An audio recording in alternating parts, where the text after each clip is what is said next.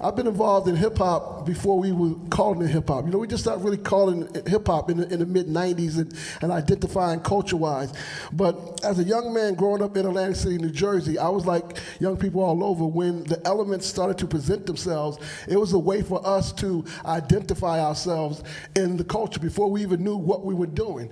So when we talk about hip hop, matter of fact, hold on, let me go in for just a second. This is Hip Hop Appreciation Week. I am Minister Serve, so I will be remiss if I don't start by asking permission for the elders to begin. Who the oldest person? I'm 53 years old. Is anyone that's older than 53 just by showing hand? Okay, can I have your permission to continue? Give thanks.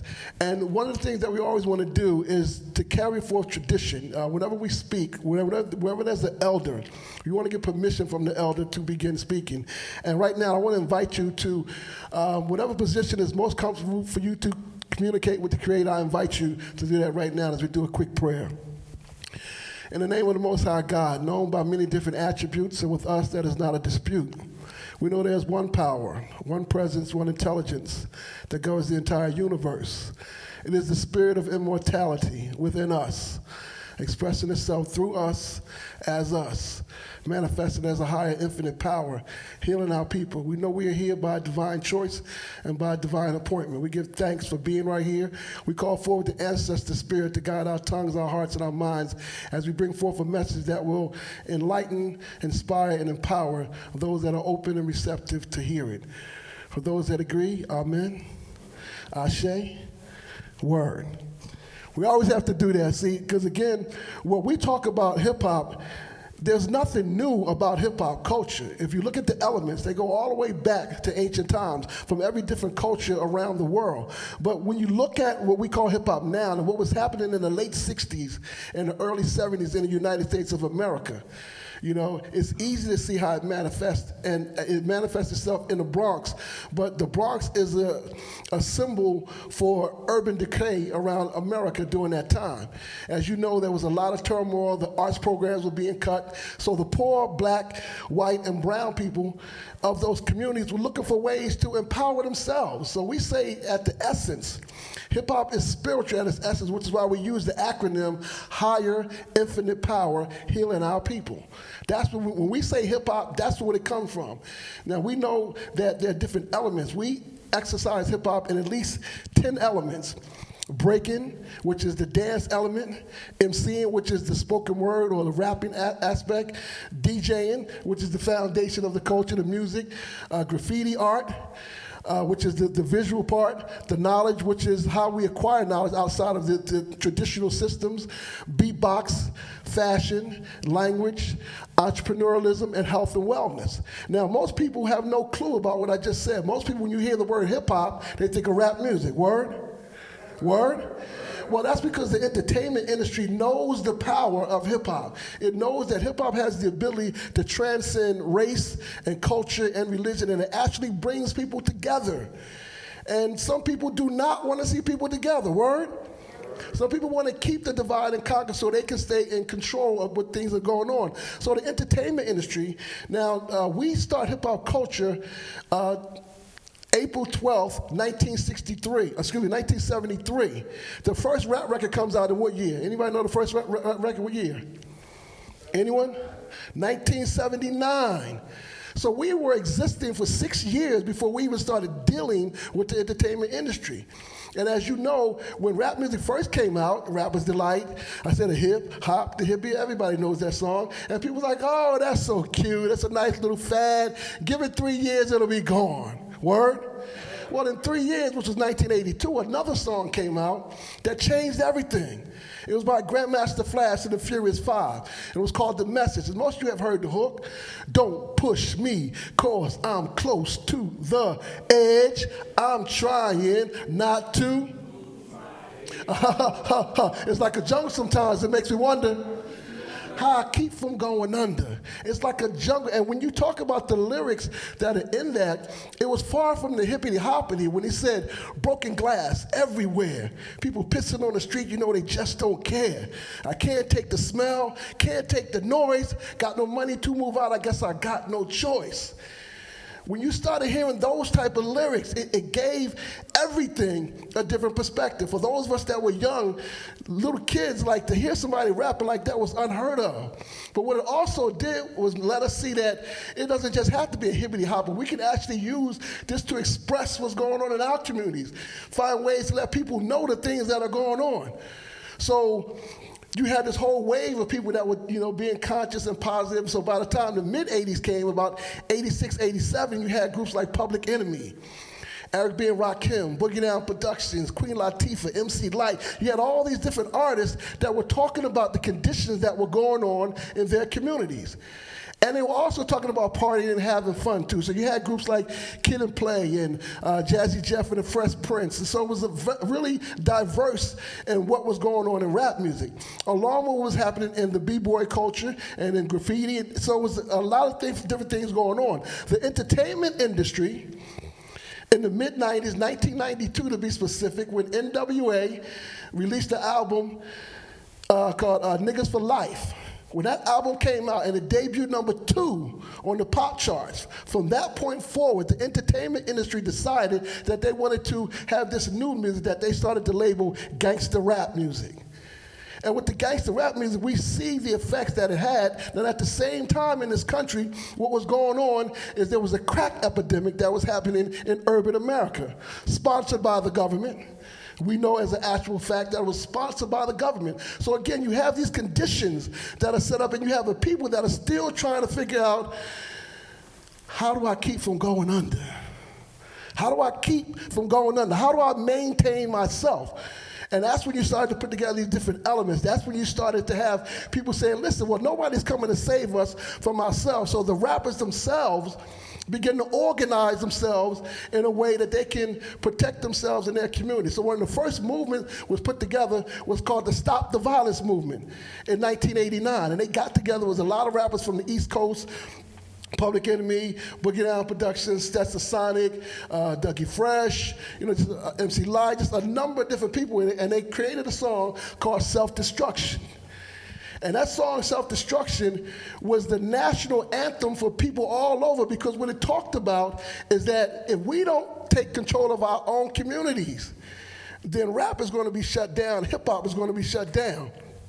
So the Stop the Violence movement was so popular that the rappers that made that song ended up donating $500,000 to the Urban League from that one song, which later on the Urban League turned around and fronted on us, but that's a whole nother lecture, turned around and did something completely different than what we thought.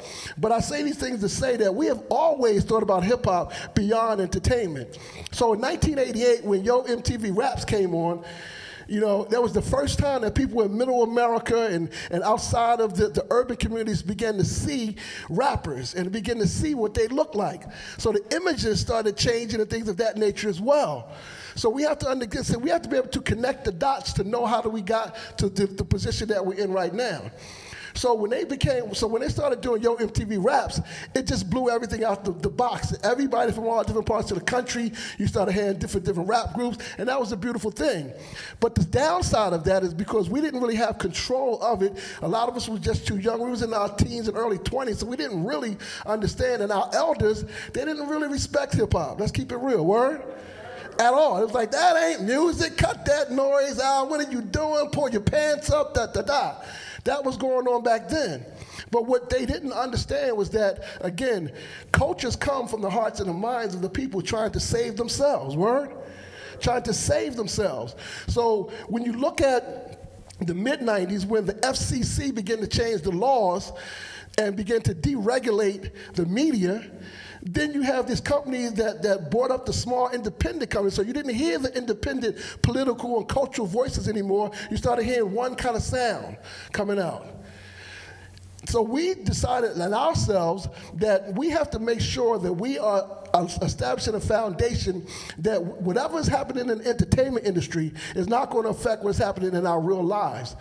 So KRS-One had a song that he put out, and it was called The Sound of the Police. It was from the Return of the Boom Bap album. But on the flip side of that, he started off by saying, rap is something you do, hip hop is something you live. And when he said that, even though we didn't necessarily understand what that meant at the time, people were like, word, I can feel that, I can feel that. Because it is beyond rap music. So when we went to the United Nations in 2000 to establish hip-hop as an international culture, the first thing that they said to us is, what took y'all so long? What took y'all so long? Because they had already recognized the effect. Let me go back as well. Back in 1982, when Africa Bambaataa and the Soul Sonic Force released Planet Rock, the song Planet Rock literally was rocking the planet. So you have people around the world that was hearing this new kind of thing that was going on, and they started this tour, and they went around, they had the DJs, and they had the graffiti artists, they had the B-boys, they had the MCs, they had the fashion. It was something that the world had never seen. It was a phenomenon that spread like wildfire. So then, again, now fast forward back to 2000. When we went to the UN, that's why they were like, well, what took so long? Hip-hop has been worldwide. So the next year when we came back and established the articles for the Hip Hop Declaration of Peace, and I wish we could have had the visual up here. We have a poster that has the 18 principles. There's 18 principles on that document as a way for us to establish a foundation of health, love, awareness, wealth, peace, and prosperity for ourselves and for our children's children forever. Now, how many people agree with that? Make some noise. I said, how many people agree with that? Make some noise. Again, what I tell people is with the Hip Hop Declaration of Peace, it's not about you trying to be a rapper or what rapper you like. No, it's not that. Because within hip hop culture, there are many genres of music. Rap is not the only genre. You have soul music, you have rock, you have reggae, you got R&B, you have a bunch of different music that's within the culture. You see, but the entertainment industry from the mid-90s has tried to say hip-hop when they're talking about rap. And you know they're not talking about hip-hop because they're not even talking about DJing, they're not talking about graffiti, they're not talking about b-boys, they're simply talking about rap. But if you're trying to demonize a whole culture, then you don't want to just say one element, you want to say hip-hop. So now most people, particularly people that are over the age of 35, when you hear the word hip-hop, a lot of times there's a negative connotation, word? That's not accidental. That is purposeful by the entertainment industry. But we, the people that are aware of what's going on in the culture, from 1993 to now, there's been a civil war going on in hip-hop. The culturalists versus the capitalists, we call it. Those that strictly want to do anything and say anything because they're getting that money. They're getting that bag. They're getting that loot or whatever term that they're using now for money. And then there's another side that says, nah, we are bigger than money. We are beyond money. Sure, we need money. Everybody got bills to pay and things of that nature, but we're setting something up that's going to transcend space and time. We're setting something up where our children's children can live from that. And again, that's not for everybody. Some people don't care about that kind of stuff. But for those of us that do, that's why we went to the United Nations to establish ourselves as an international culture. So when you have a document that's recognized worldwide, then you're not just bound to what's happening in whatever country that you're in. So for example, outside of this country, if you go to the country of Senegal in West Africa, they have taken that document and have used it for their political side. They've done the same thing in Uganda. They've done the same thing over in Japan. They've done the same thing over in France. So it's like we set the pace, and then the other countries have taken it to the next level. So right now, we can see the negative effects that mainstream rap music is having on our youth, regardless of their color, regardless of their economic status, regardless of their educational status. It's having a lot of negative effects on our youth, word? So we have to find strategies to at least balance it off. We can't keep our young people from being young people. That's a part of being young, to learn about it. But as concerned adults, it's our responsibility to find techniques and strategies that at the very least offer them another way of being, another way of going. And with hip-hop culture, because according to the United Nations, hip-hop is the fastest growing culture in the world. Everywhere there are human beings on the planet, people are expressing themselves through hip-hop culture. Because hip-hop gives you the ability to sidestep any system and recreate yourself. So we say at the essence of hip-hop culture is at least three factors. Self-identification. So it's not an accident that when people get involved in hip-hop, one of the first things that they do is what? Change their name. Come on now. It's like not too many people use their given names in hip hop. Some do, but very rare. Why do they change their name? Because when you change your name, that empowers you, that gives you a whole other sense of who you are. So when you have somebody like Clive Campbell that becomes DJ Kool Herc, just the way that sounds. Clive Campbell, DJ Kool Herc. Just the way that sounds is completely different. And that same thing goes across. So you have self-identification. Now, anytime someone does something to identify themselves, it's because they want to improve themselves. So self-identification, self-improvement, self-empowerment would lead to positive social change. That is the essence of hip-hop culture before the entertainment got involved, while the entertainment is involved, and when the entertainment industry is doing something else. Because that's the basis of the culture. For us to be able to identify ourselves, for us to improve ourselves, to empower ourselves, to make positive social changes in our families and our communities around the world. Word?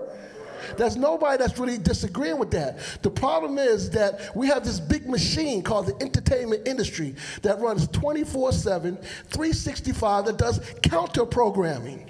And because they have a means that's bigger, their counter-programming seems to be winning, but they're not winning. They're not winning at all. When you look at the world, they are not winning at all. Only in the United States do we still have this mindset that hip-hop and rap is the same thing. Outside of the country, because they're dealing with different struggles, like we have what we call first world struggles. You know, our internet went down. I can't get on social media, and you know, somebody took a bad a selfie and put it up on different things that other countries are not really concerned about because they're trying to get water, they're trying to get food, they're trying to keep things in real life. So they're using these elements as a way to express themselves.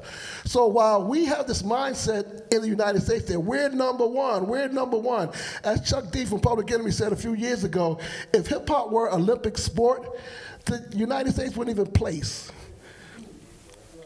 The United States would not even place in MCing, in graffiti, and DJ, and none of the elements will we even place because we're still doing the same thing that we've been doing because most people, even in the so-called conscious community, are still looking at the entertainment industry as opposed to looking at the culture and looking at, well, listen, I'm going to do some art that is going to transcend me, that 20 years from now, 30 years from now, 50 years from now, people will still listen to and appreciate my art. There's not a lot of people that's thinking like that unless you're culturally based. But if you're thinking that, okay, I'm just trying to get this money, which you can't knock people for doing that. Like I said, I'm from Atlantic City, New Jersey. I can't knock the hustle at all. I understand hustle. You know what I'm saying? But on the same end, hustle does not mean that it has to be illegal. Hustle does not mean that it has to be destructive or negative. Hustle just means you're aggressively about your business. Word? So we have to, again, teach our young people and teach some of the adults as well about hip-hop culture. Because if we continue to let it go the way that it's going, then we can see the ends that is happening. Now, on the bright side, there's some great things that are happening politically. There's some great things that are happening educational-wise, spiritual-wise, community-wise. Again, the only challenge is to get the word out more. So you have people like Governor Slugwell and the Grand Rapids Hip Hop Coalition. Matter of fact, big up to them. Let's give Governor Slugwell and his wife Kim a big hand. Y'all can give them a bigger hand than that. Let's give them a big hand. We have to make sure that we are affirming each other because, again, we all we got, as G Money said. We all we got. Only hip-hoppers care about hip-hop culture. The only people only care about us if they can eat us. They only care about you if they can eat you. If they can't eat off you, meaning make some money off you, they care nothing about you, which is why we have to let our young people know that, listen, you may be hot right now, but they'll have a new rapper next year, and they won't be paying you any mind. So we as a community have to make sure that when we have our young artists, that we are supporting and nurturing them as people, not just as the occupation that they have. Word? See, because all of us have value because we're people. All of us, I believe, are created in the image and likeness of God. I truly believe that. Now, some people don't believe that, so they don't act like that. But even when they don't act like that, that doesn't mean that they're not. Word? So we have to find ways to kind of remind them of what it is. So when you look at rap music can teach anybody anything, which is why they're using a number of times in classrooms and things of that nature. You have a number of particularly charter schools and private schools that are using hip-hop as a way to teach different subjects, which is, it really shouldn't be anything surprising, because when you look at Sesame Street and Barney and things of that nature, they're learning through songs and music and things of that nature. Why is it that when you get older, you think you need to stop that and be more grown up? And the way that the school system is set up, typically, it's only set up for one type of thinker, which is why young boys in general have a hard time just sitting in class, just be still sitting, as opposed to they may be kinesthetic learners. They may need to actually do some different things. So hip-hop can be used in a number of different ways once we understand the culture beyond beats and rhymes, once we understand the culture beyond entertainment. So even though the entertainment industry, I don't see them ever stopping what they're doing, because as long as they're making money, they're going to continue to do it. But there was a time when groups like Public Enemy were selling millions of records. You know, Lauryn Hill has one of the most popular albums to this day, and she won 5 Grammys, but they haven't tried to recreate that image. But every few years, they want to try to recreate Lil' Kim. Why is that? Is that an accident? No, it's not an accident. And they don't really care about us. They're aiming at our youth. You know, so now they have it where they're trying to pit us against our youth through rap music. So you got people that, oh, that ain't real hip-hop, that ain't this, that, and the other, and they're only talking about rap music. Whereas though, you know, they talk about back in the day. Don't act like everybody was dope back in the day. No. I know a bunch of whack rappers, and I got Young TV Raps from 1988 on VHS. You know what I'm saying? Just to remind people, don't act like everybody was so dope. So just like now, you have some dope artists, you got some terrible artists. It's always going to be that way. But if we invested in our youth and invested in our community, then again, we're showing them different ways where they can empower themselves through these different principles. And it doesn't matter what your occupation is, because many of us in this room have had many occupations. Word?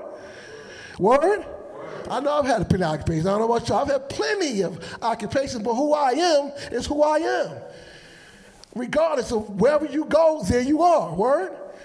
So it's really about the essence of us learning the culture, learning the connection that we have, and being able to pass it on to our youth. Rap is something we do. Hip-hop is something we live. And with the Hip-Hop Declaration of Peace, with our young people particularly, that's like their international passport.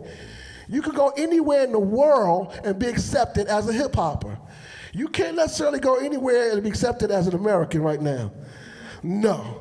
I don't think so. And if 45 and this crew keep being as crazy as they being, I don't know. We all might just want to be hip-hop instead of American. I don't know. I'm just saying. But we have to find ways where we can connect ourselves, because, you know, the world is getting smaller. We are global citizens now. Word? We are global citizens. So while there are some people that are afraid of that and want to put up borders and walls and things of that nature, for those of us that understand humanity and understand that we are way more alike than we're different, word? Way more. But we don't know a lot about each other, and you have other forces that are trying to do all they can to keep us separated.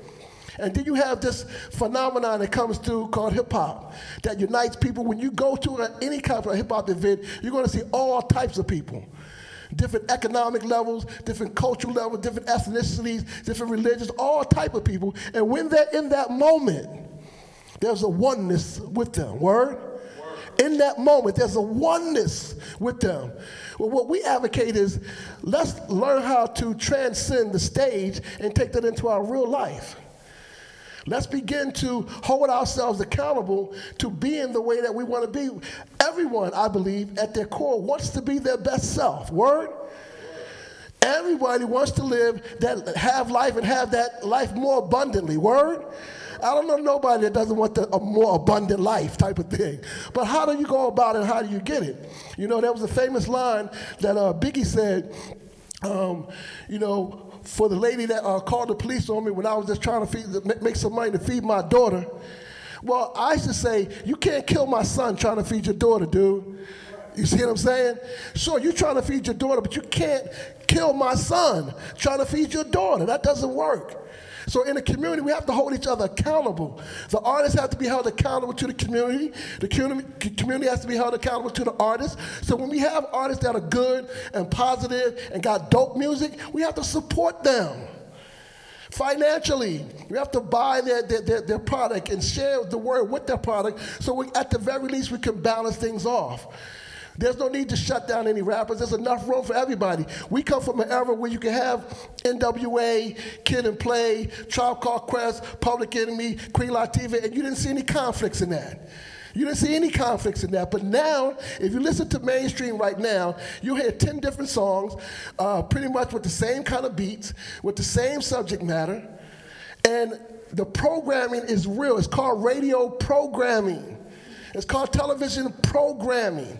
It's real. And we as the concerned adults have to be more vigilant, not dogging our young people out. I don't like that and shut that down, because you know as a young person, as soon as you hate something, they what? They're going to love it. Just because you hate it, they're going to love it. That's just what it is as young people. But also there's some of our young people that are looking for guidance. They're looking for ways to make sense because they love hip-hop. And as I tell people all around the world, our young people love hip-hop, good, bad, or ugly. Word? They love it. They don't even understand the nuances and differences. So we can't blame them for not knowing what we're not teaching. Let me say that again. We can't blame our youth for not knowing what we're not teaching. We have to get more serious about teaching the culture, because at the foundation of hip-hop, it's about 4 principles: peace, unity, love, and having fun. Say that after me. Peace, unity, love, and having fun. When the Universal Zulu Nation started in 1973, that was the foundational principle. They said, we're going to use these elements to establish a foundation of peace, unity, love, and having fun. Because mind you, again, during this time, the crime was crazy, the gangs were out of control, so they were trying to find ways to, again, save themselves. How I keep from going under. And so they started having b-boy battles and DJ battles and MC battles and different things to keep from killing ourselves. Well, now it seems like, again, we're in this mindset of self-destruction, where young people have taken this fatalistic mindset that it doesn't matter. When it does matter, it matters completely. And we have to be the ones to show them that and support them and nurture them in that. So again, I appreciate you all having me here. I'm looking forward to coming back, doing some things, this whole year. Every year we have a theme. This year is the theme of accountability. So we want to hold each other accountable, first of all, to the Creator, to our ancestors, to each other, and to our communities. If we do that, then we can get things in order very quickly. It's not going to take any money to do that. It's not going to take any new legislation to do that. It's not going to take any new bills to be passed to do that. It's going to take the hearts and the minds of the people that understand what it is and are committed to making that happen. Word? So peace and much love. Thank y'all for having me. Looking forward to having y'all again. If you want to contact me for any reason, any question you want to ask, social media, Minister Server, regular spelling, none of that hip-hop spelling, no, I'm just kidding. Regular spelling, Minister Server, Gmail, Minister Server, contact me. I am here to serve. If it's anything that I don't know, we can find the answers together. Word? Peace and much love. All right, let's give it up for Minister Server one more time, y'all. Come on, we get louder than that. We just heard a powerful message. It's a powerful word right there.